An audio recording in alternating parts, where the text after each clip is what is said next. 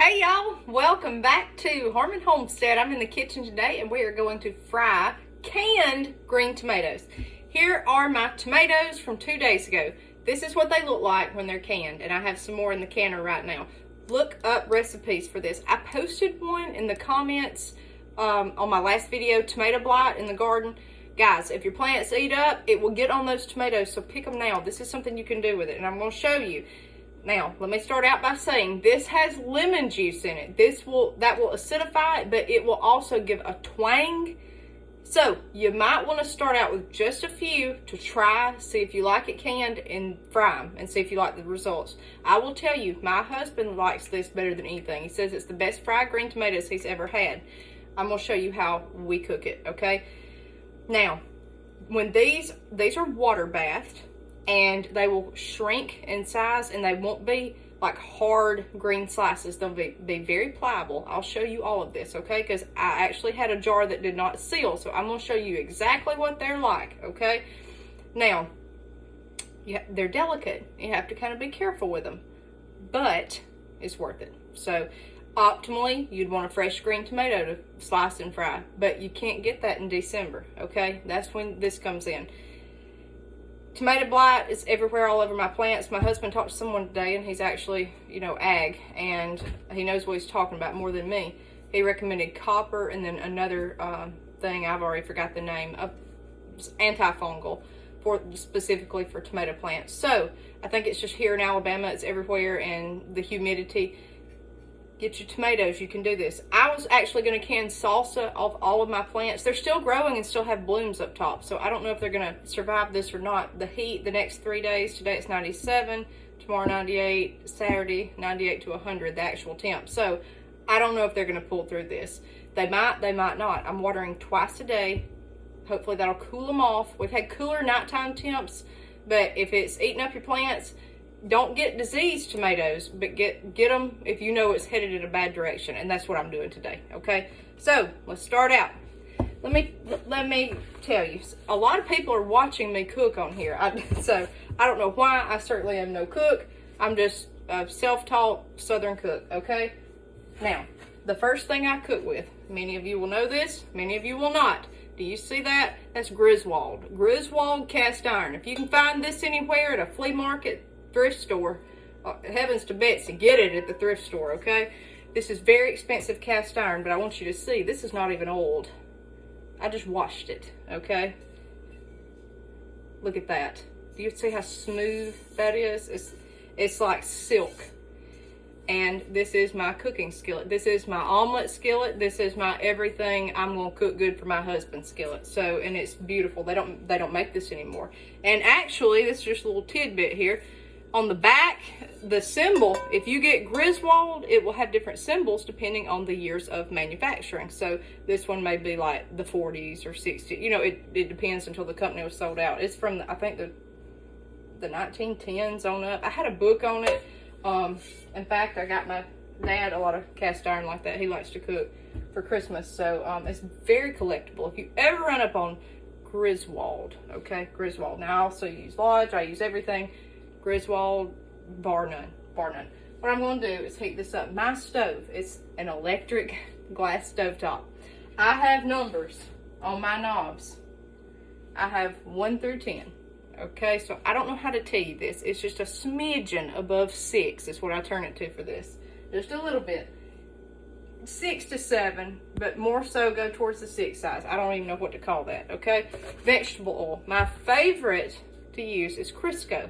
Okay, now Crisco and vegetable oil, I know that it's essentially the same. It is the same thing. It's just in different forms. Crisco's hardened up vegetable oil. Shortening Crisco, it cooks different to me. I don't know why. This you'll burn your food quicker with. I don't know why. So, but just be careful. Use vegetable oil. Don't be getting all this weird oil for this. Okay. Pour it in your skillet. I'm going to do something taboo. Y'all probably ain't going to, never heard of. I'm going to say for this, you need about at least 1/2 inch. Let me look on my debubbler. I'm going to say No, I'm gonna say you need 3/4 of an inch. If you don't want to burn anything up in a skillet, you need to have your oil high. That's just in high. That's me. So many people have told me, don't fill your pan up with oil that high. That's the only way that I could self-teach myself how to fry stuff. That's it.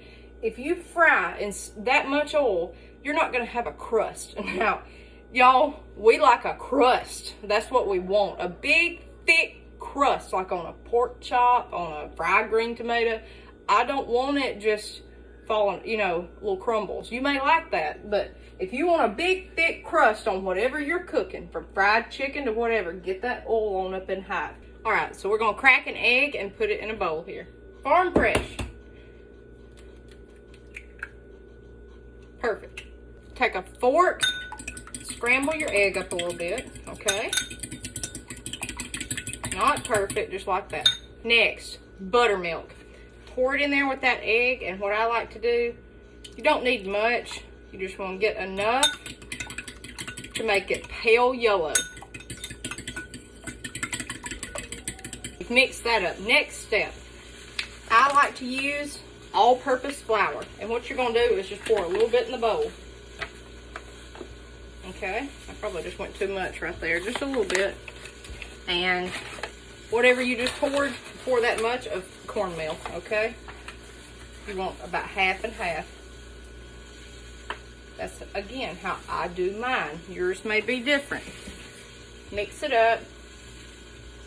You want just a little crunch to it. Some people do pure cornmeal. That's fine. That's what I like.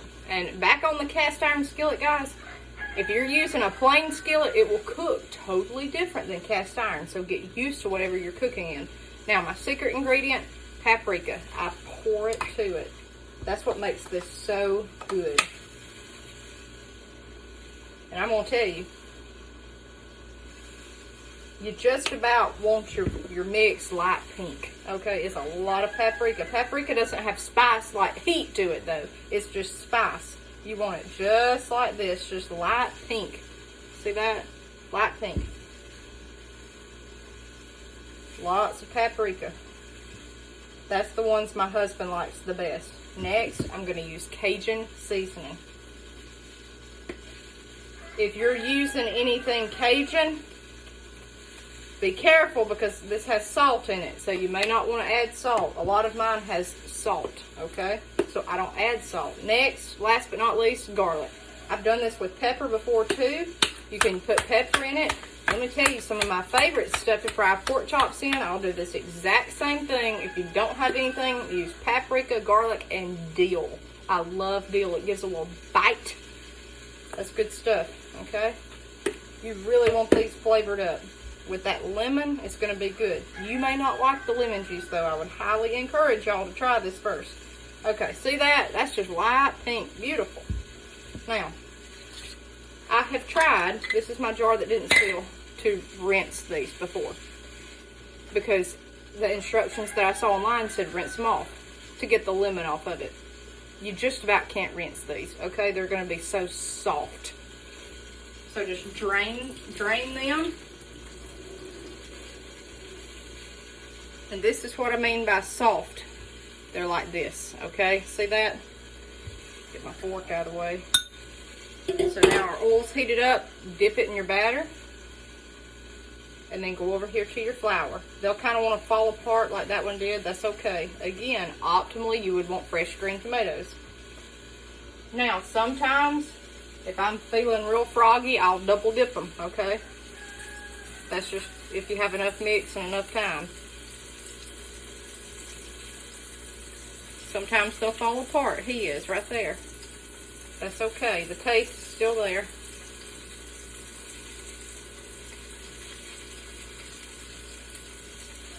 These are going to go quick, even at that temp.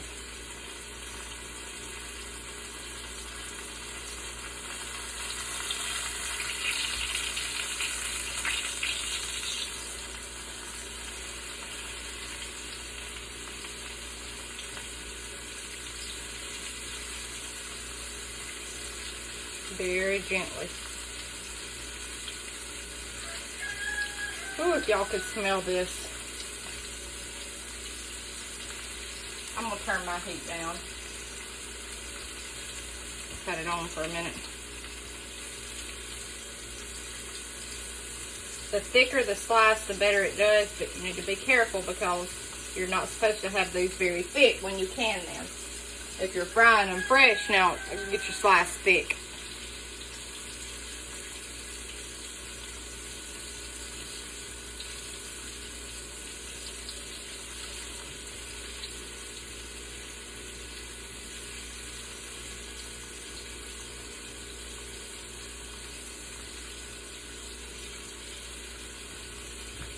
Now, we're going to turn these, okay? They're already browned up.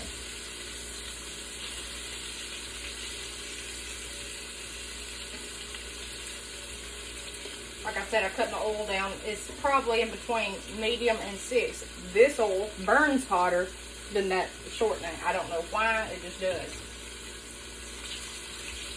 Or it gets up to temp quicker. You want these a golden brown, okay? Those very first few I had, you can tell here they got a little brown. It's okay. I know I got flour everywhere, guys. Go on and get you a bowl ready to put these in.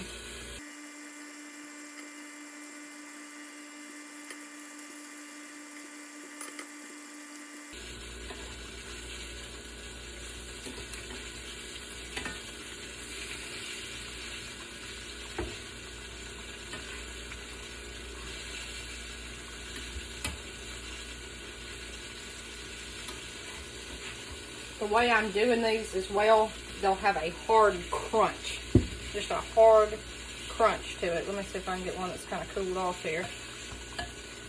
So you can see the cornmeal and the flour. Guys.